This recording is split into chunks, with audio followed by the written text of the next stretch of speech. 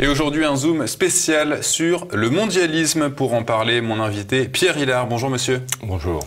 Pierre Hilard est docteur en sciences politiques. Il est également l'auteur de nombreux ouvrages. Minorité et régionalisme, la décomposition des nations européennes, la marche irrésistible du nouvel ordre mondial. Vous êtes venu, Pierre Hilard, l'an dernier pour nous présenter votre atlas du mondialisme. Vous venez aujourd'hui pour nous présenter son tome 2. C'est une somme, archive du mondialisme, édité chez Nouvelle Terre. À propos de mondialisme, j'aimerais, Pierre Hilard, que vous commenciez par nous définir ce terme. Le mondialisme, c'est un courant religieux et philosophique qui consiste à unir le monde, l'humanité, une population mélangée, déracinée, dans le cadre de structures politiques administratives et avec une religiosité d'un Dieu unique, comme diraient les kabbalistes, l'En-Sof. Quelle est la différence avec la mondialisation? La mondialisation, ce sont les échanges naturels de biens de personnes en fonction de l'évolution technique. Il y a 2000 ans, à pied, à cheval, en bateau, aujourd'hui, avion, Internet, etc. Voilà, la mondialisation est un phénomène naturel. Du progrès technique. Voilà, 19e siècle, c'était le chemin de fer, aujourd'hui, l'avion, voilà. C'est un phénomène naturel, la mondialisation.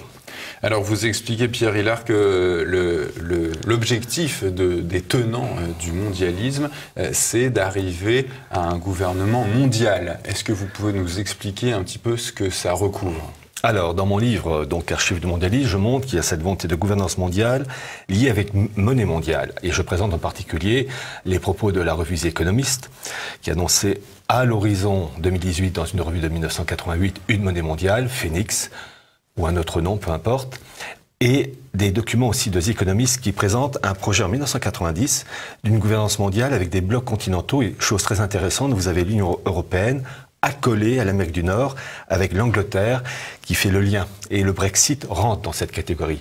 Et vous avez des blocs, Eurasia, Confuciania pour la Chine, Hinduland pour l'Inde, Islamistan pour le monde musulman. Et ce projet donc va de pair avec la monnaie mondiale. Et il faut rappeler, et c'est ça que j'explique dans ce livre, que ces projets actuels, défendus entre autres par la City de Londres, s'appuient sur des idéaux anciens.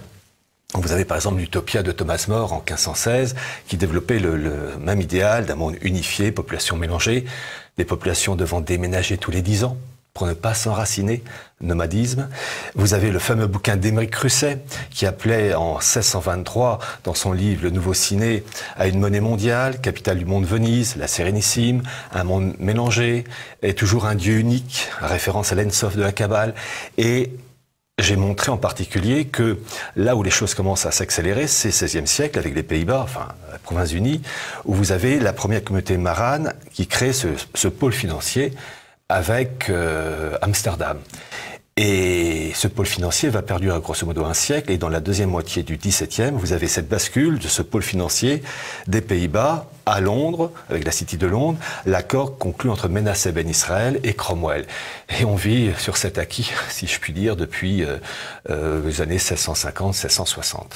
Mais alors, Pierre Hilard, donc vous citez voilà, le magazine The Economist de 88 qui parle de cette monnaie, le phénix, mais aujourd'hui personne n'entend parler de ce phénix. Où est-il? Alors, vous avez eu déjà, il faut toujours voir les causes profondes, vous avez eu déjà en 1944, lors des accords de Bretton Woods, une volonté de la part de Keynes d'établir une monnaie mondiale qui s'appelait le Bancor. Keynes, l'économiste britannique. C'est ça. Et la chose, avec Staline qui voulait pas rentrer dans le jeu, la chose ne s'est pas faite, donc c'est le dollar qui s'est imposé. Et vous avez eu, en particulier en 2010, un rapport du FMI, à l'époque donc sous la direction de Strauss-Kahn, qui voulait instaurer le Bancor. C'est la page 26 d'un rapport du FMI, donc en 2010. Et tout ça en concurrence avec le dollar. En fait, dans la gouvernance mondiale, vous avez deux concurrents. Vous avez une monnaie mondiale voulue par la City de Londres qui doit mettre de côté le dollar, et vous avez une faction oligarchique, j'ai bien dit une faction oligarchique anglo-saxonne qui veut le maintien du dollar comme monnaie de référence. Ces deux factions anglo-saxonnes. Voilà, il y a des bagarres entre elles.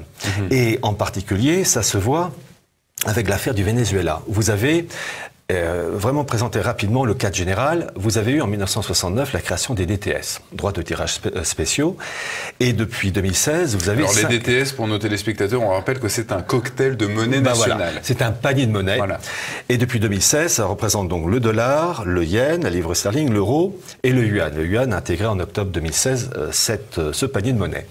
Et chacune de ces monnaies a une pondération. Le dollar, je vous donne les chiffres arrondis, 41%, l'euro 31%, le yen et la livre sterling chacune ont eu 8% et le yuan 11%. C'était fixé en 2016 par le FMI et cette pondération doit être modifiée en 2021, sauf, précise les textes, c'est un événement important ce produit. Vous nous dites, voilà, les DTS est arrivé en ce cocktail qui est censé le fondement, précéder cette la monnaie mondiale. C'est-à-dire qu'on pose les fondements. Et c'est arrivé en 2016. Alors, DTS créé en 69 et ils ont mis ce cocktail de monnaie 2016 avec le yuan, donc en octobre 2016. Et l'affaire du Venezuela, c'est quoi? C'est une faction oligarchique américaine qui veut contrôler ce pays pour contrôler la production de pétrole. Et donc pouvoir, si les États-Unis réussissent à contrôler le pétrole vénézuélien, c'est donc pour pouvoir peser lourd dans les négociations pour la prochaine pondération du dollar. S'ils arrivent à contrôler la production de pétrole au Venezuela, eh bien, ils pèseront plus lourd dans les échanges pour avoir une pondération plus forte du dollar dans cette monnaie en préparation mondiale, dans le cas d'une gouvernance mondiale, directoire mondiale. Et toute la politique de la City de Londres, en lien avec la Chine et de la Russie, c'est d'empêcher que les États-Unis mettent la main sur le Venezuela. Maintenant, est-ce qu'ils vont réussir? Point d'interrogation. J'aimerais, Pierre Hillard, qu'on revienne sur ces factions oligarchiques, ces deux factions qui s'opposent dans l'établissement de ce gouvernement mondial. Oui. Qui sont-elles? Comment se sont-elles organisées? Est-ce que vous pouvez nous faire un petit peu leur portrait? Alors, vous avez, en gros, les deux mondes. C'est la City de Londres, ancienne, qui a toujours voulu une gouvernance mondiale, et vous avez une branche rivale, deux branches, disons, aux États-Unis. La branche pro-City de Londres, c'est la famille Rockefeller, et d'ailleurs vous avez les mémoires de David Rockefeller qui dit à peu près ceci, il dit « Certains m'accusent, moi et d'autres, d'agir contre les intérêts des États-Unis en faveur d'une gouvernance mondiale. Si c'est ce dont on m'accuse, je plaide coupable et j'en suis fier. » Et vous avez une autre faction, à la Steve Bannon, qui, elle, cherche le maintien de la prééminence du dollar en lien avec le pétrodollar. Donc, en fait, ce sont des bagarres internes pour une finalité commune. Et déjà, on avait ce combat au temps de Cecil Rhodes, donc fin 19e, début 20e. Vous aviez une partie qui voulait une gouvernance mondiale sous l'égide de la City de Londres, l'Empire britannique, et puis l'autre qui voulait suprématie mondiale, mais dans le cadre américain. Cecil Rhodes, qui était un professeur à l'université d'Oxford. Alors lui, c'est Cecil Rhodes, R-O-T-H, professeur à Oxford. Cecil Rhodes, Rhodesi. Lui, il est mort en 1901 ou 1902, et c'est lui qui a donné naissance à l'impérialisme vraiment anglo-saxon et qui a permis, par exemple, à des Lionel Curtis, créateur du Chatham House en 1919 et l'équivalent américain le CFR, de poser les bases d'une gouvernance mondiale, entre autres avec ce qu'on appelle les bourses d'études. Cecil Rhodes depuis 1904 et par exemple, vous avez Bill Clinton qui était bourse d'études Cecil Rhodes, pour occuper des postes clés dans le domaine politique, économique, journalistique, militaire et faire progresser la gouvernance mondiale. C'est un projet ancien. On voit souvent, Pierre Hillard, que les États-Unis et la Russie se livrent encore en une sorte de guerre froide aujourd'hui. Est-ce que cela veut dire que la Russie de Vladimir Poutine s'oppose à ce gouvernement, à l'établissement de ce projet mondial de gouvernement? La Russie de Poutine s'oppose à un certain type de gouvernance mondiale. En fait, Poutine et ses comparses sont pour la gouvernance mondiale. Il a dit lui-même, en 2014, je le cite de mémoire, « Je suis pour un nouvel ordre mondial, politique, économique, juridique, avec une ONU modernisée, des unions régionales constituant cette gouvernance mondiale, mais des unions régionales respectant les intérêts de chacun. » Or, la faction oligarchique américaine veut la prééminence du monde américain aux dépens des autres. Donc en fait, ce sont des rivalités dans le partage du gâteau. La finalité est la même, mais les chemins pour y arriver diffèrent. C'est l'enfer qui est divisé contre lui-même. Qu'en est-il de la Chine alors? Alors, la Chine, c'est très intéressant, j'en parle dans ce livre, la Chine est un point capital dans la gouvernance mondiale, et en particulier, je vais vous citer Chatham House, qui est donc cet institut créé en 1919 pour tout ce qui est affaires étrangères, l'équivalent américain, le CFR, l'équivalent canadien, c'est le CIC. Enfin, au début, ils avaient un autre nom, mais actuellement, c'est le CIC. Et je montre qu'en fait, que ces élites, en particulier le CIC canadien, ces élites anglo-saxonnes ont joué un rôle capital dans l'équivalent du CFR chinois, la création du CFR chinois en 1948-49, avec le CPIFA, le Chinese People Institute of Foreign Affairs, citant deux langues, anglais-chinois. Ces gens-là veulent aussi une gouvernance mondiale, mais pour la Chine, ils veulent une grosse part du gâteau. Et en face, ils ne sont pas tout à fait d'accord. Et le fait que la Chine soit gouvernée quand même par un modèle communiste, est-ce que ça ne va pas poser problème dans le fait que de l'autre côté, ils ne sont pas vraiment communistes, on va dire? Ce que je montre en particulier, c'est que les élites anglo-américaines apprécient le modèle chinois. Avec cette surveillance du faciès, des contrôles en tout genre. Oui, qu'ils sont en train de mettre en place. Voilà. Et en fait, la Chine représente un modèle à imiter, mais simplement, en dehors du modèle à imiter, ils n'arrivent pas encore à s'entendre parfaitement dans le partage du gâteau. Il faut bien comprendre, c'est le principe d'Al Capone, le contrôle de la production d'alcool frelaté, où vous aviez différents clans qui se tapaient dessus, dans les années 20, années 30. Ils voulaient la même chose, simplement ils ne s'entendaient pas dans le partage des zones à contrôler. Voilà. Eh bien, à une échelle planétaire, c'est le principe d'Al Capone. Ils se tapent entre eux, mais pour une finalité commune. J'aimerais, Pierre Hillard, qu'on revienne 2 secondes sur cette fameuse monnaie mondiale. On voit qu'aujourd'hui, avec la volatilité des devises, je pense qu'un tel outil de cette monnaie internationale permettrait justement de réduire, d'augmenter la stabilité des taux de change et justement d'éviter les krachs boursiers. Ça... On croirait BFM. Entendre BFM. Je me fais l'avocat. Oui, j'ai bien traduit. En fait, c'est une monnaie pour... Alors, il faut d'abord commencer dans l'ordre.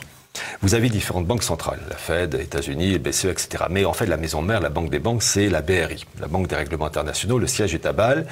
Et si vous voulez rentrer dans cette banque BRI, impossible. Même la police suisse ne peut pas.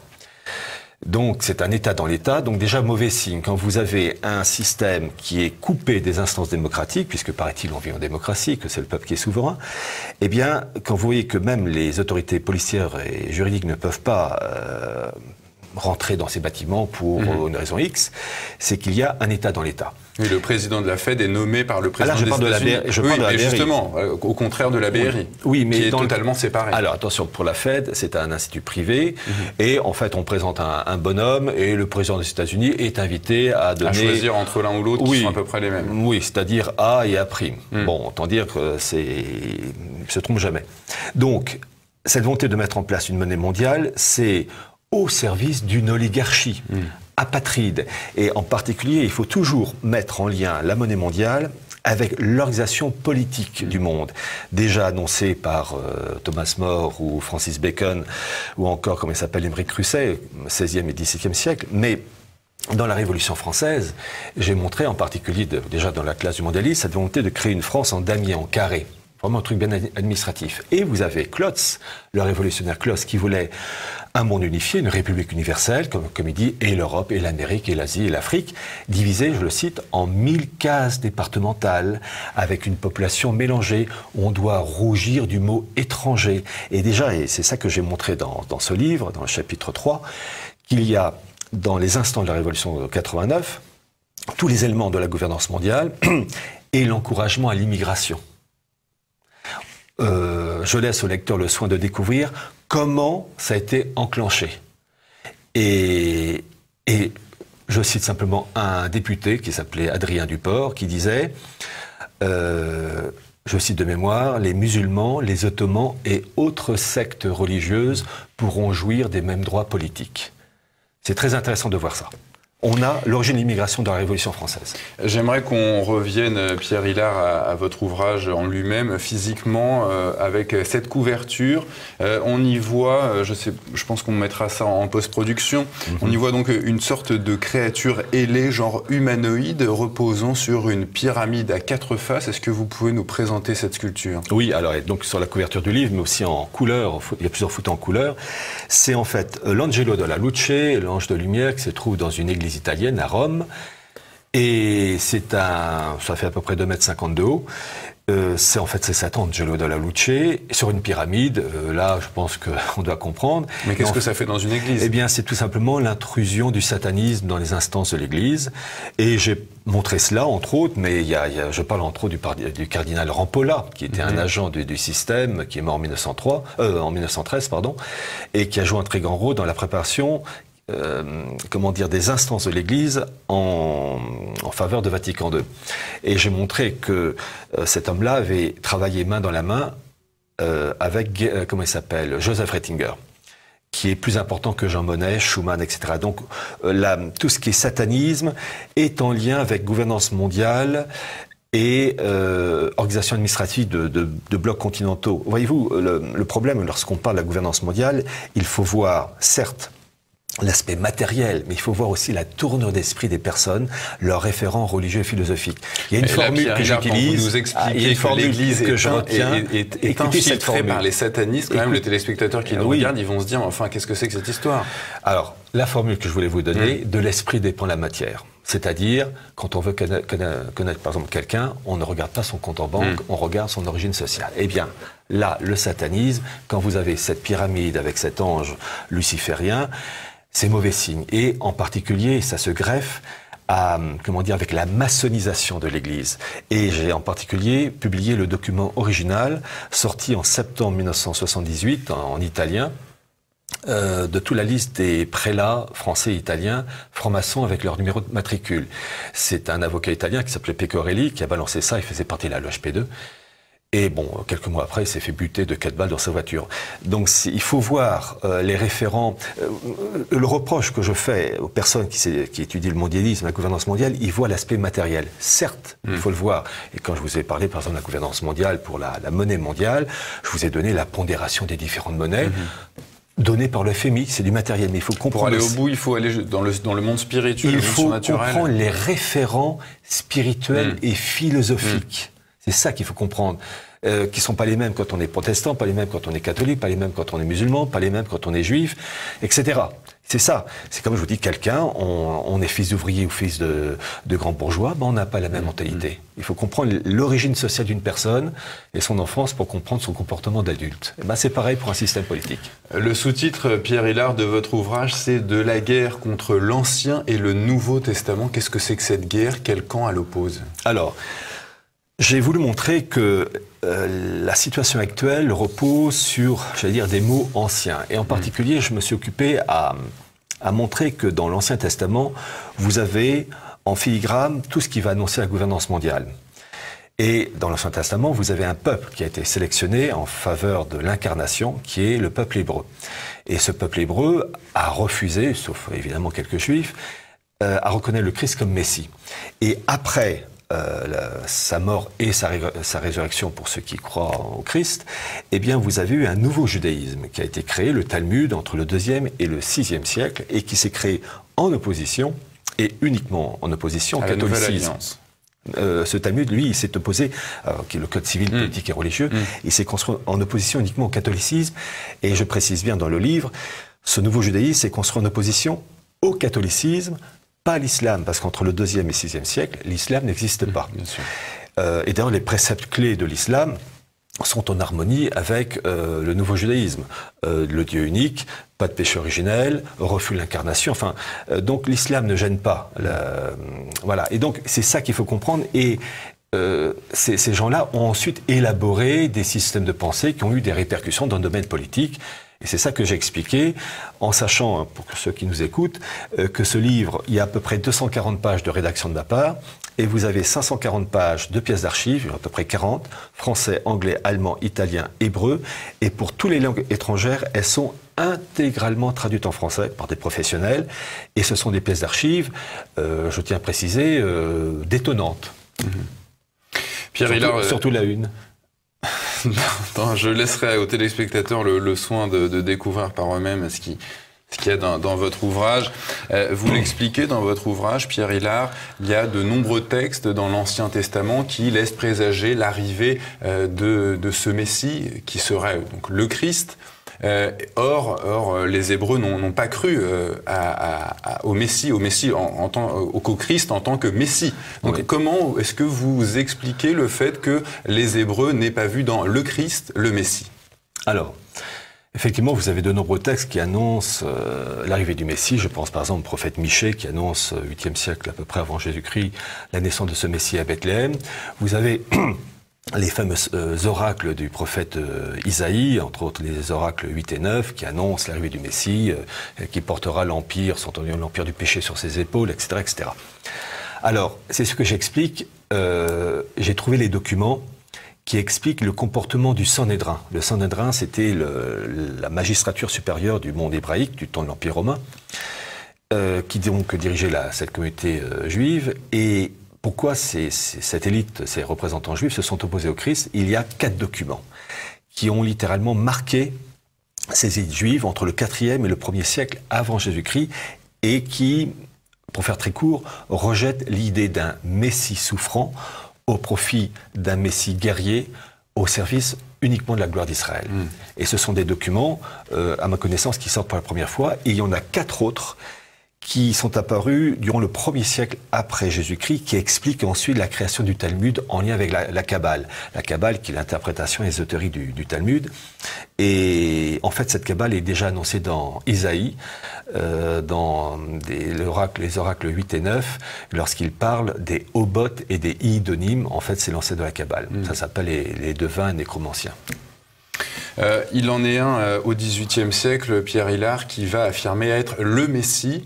Il s'appelle Jacob Frank et vous dévoilez dans votre ouvrage la charte, en tout cas l'idéologie de ce personnage. Est-ce que vous pouvez la développer? Alors oui, ce que je disais, il y a à peu près 40 pièces d'archives, vraiment des documents exceptionnels, mais il y en a une. Il y a une pièce d'archive qui sort pour la première fois en France. Lorsque vous avez le christianisme, vous avez la Bible, pour le nazisme, Mein Kampf, pour l'islam, le Coran. Eh bien, j'ai obtenu les originaux, écrits de la main de Jacob Frank, de sa doctrine, 1767, 1768 et 1800. En fait, c'est une équipe d'universitaires américains qui a trouvé ces originaux, donc ils sont en hébreu, écrits de la main de Jacob Frank et de ses disciples, il y en a 3. C'est écrit en hébreu, c'est entièrement traduit en anglais et expliqué sur 25 pages, la pensée de Jacob Frank sur 25 pages, et ensuite tout ça, évidemment, traduit entièrement en français. Et en fait, dans cette pensée franquiste, on a l'annonce de l'assujettissement de l'Église, et ça va donner Vatican II, dans le domaine spirituel, et on a l'annonce en particulier des néoconservateurs américains. On comprend la politique des néoconservateurs américains quand on connaît la doctrine franquiste écrite de sa main. Et on comprend aussi les bagarres internes entre factions juives. C'est ce qui s'est expliqué en toutes lettres dans cette doctrine et merveilleusement bien expliqué par cette équipe d'universitaires américains de Cincinnati. Et c'est une pièce d'archives unique qui sort pour la première fois en France avec les originaux photographiés. Évidemment, Pierre Hilard, votre ouvrage évoque le monde du surnaturel, le monde du divin. Comment est-ce que vous pourrez intéresser nos téléspectateurs athées, les rationalistes, à ce que vous racontez? Alors je leur demande d'être curieux, dans ce sens que il n'y a pas que l'aspect matériel dans la vie.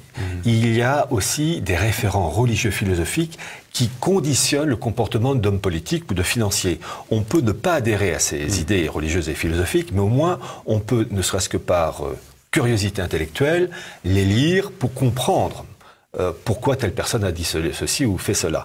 Donc je demande à ces personnes d'avoir cette ouverture d'esprit, et je vais être encore plus direct, ne pas avoir cette mentalité de petites gens qui ne veut pas voir. J'aime les gens curieux, ouverts d'esprit, qui n'aiment pas, après ça c'est leur affaire, mais au moins qui ont la certitude de l'existence d'un document qui permet de comprendre ensuite le comportement de tel dirigeant politique ou de tel pays dans un événement quelconque.